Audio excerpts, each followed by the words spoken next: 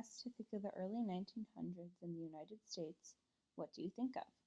One of the first few things is probably the Prohibition era.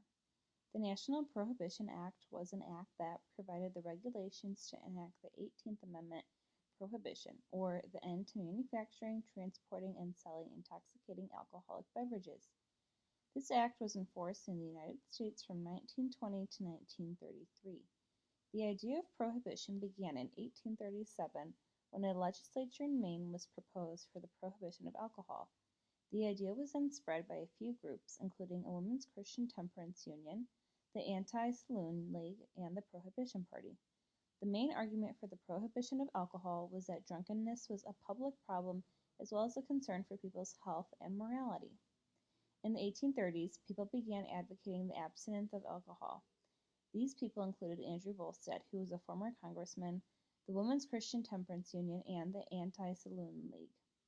Andrew Volstead was a legal consultant for the National Prohibition Enforcement Bureau. He believed that alcohol was a problem for society and prohibition was the best option for the United States. Volstead was so strongly connected to prohibition that the National Prohibition Act was nicknamed the Volstead Act. He was never able to escape this connection. Although he did not seek attention from this, he did go out and give some speeches at events that supported the act. The Women's Christian Temperance Union was a group of women that were dedicated to social reform. They believed that the prohibition of alcohol would reduce spousal abuse along with other domestic problems. Now known as the American Council on Alcohol Problems, the Anti-Saloon League was one of the top lobbying groups for the prohibition of alcohol. In 1917, the U.S. Senate passed the National Prohibition Act.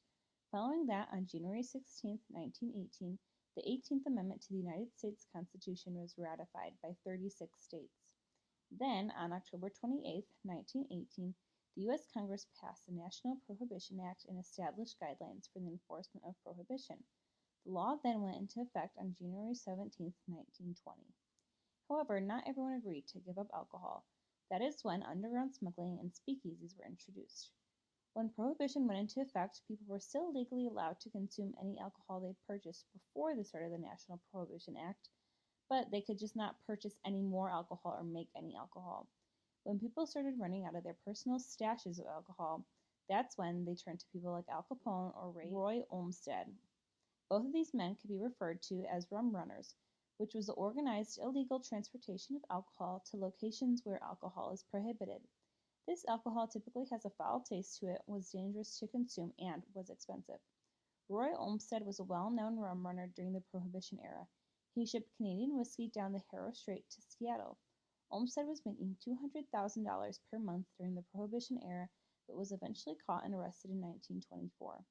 The most notorious figure when it came to bootlegging and speakeasies was Al Capone. Every year, Al Capone brought in nearly $60 million from his varied operations with bootlegging and speakeasies.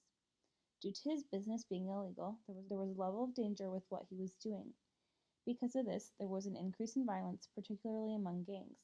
An example of the increase in violence would be the St. Valentine's Day Massacre.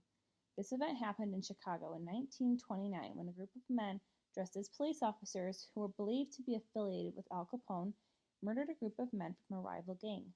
Al Capone's timeline with the judicial system and going to jails and prisons is very complicated, but he eventually died of cardiac arrest in 1947. Moving on, the National Prohibition Act did eventually come to an end in 1933. President Franklin D. Roosevelt first signed the Cole and Harrison Act, which legalized the manufacturing and selling of particular alcoholic products. This did not eliminate the National Prohibition Act, however, support for the act started to plummet. On February 20, 1933, the U.S. Congress officially proposed an amendment to the U.S. Constitution that would end prohibition. Then, on December 5, 1933, prohibition was officially repealed by the 21st Amendment to the Constitution.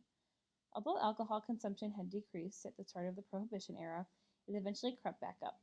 With the prohibition of alcohol also came the increase of violence in gangs, since people were then smuggling alcohol and buying alcohol illegally.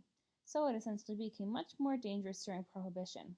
In addition to the increase in violence and alcohol consumption, drug use saw an increase. Since it was so dangerous to get alcohol now, people turned to drugs like cocaine, opium, and marijuana.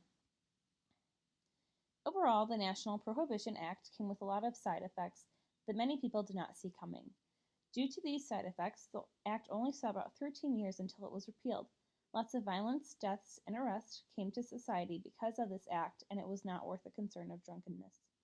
Due to the Prohibition era, we were able to see what life was like back in the early 1900s and what the people of the U.S. valued during that time.